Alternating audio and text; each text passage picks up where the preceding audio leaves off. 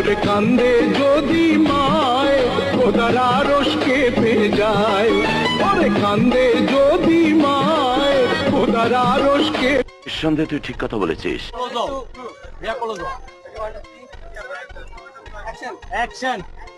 তোমার না থাকাতে অনেক কষ্ট লাগে আমার, কিন্তু কারে বলবো কাহিনীটা আমার?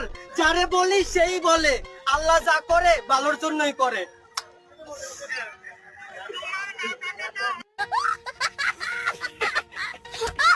বিশ্বাস করো আমার কোনো জান নাই।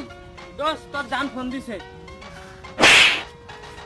হ্যালো আম্মা জান। সবার আগে আমি আমার আম্মা। বাচ্চা থাকো চিরকাল ছিঁড়ে খাইও বেড়ার বাল।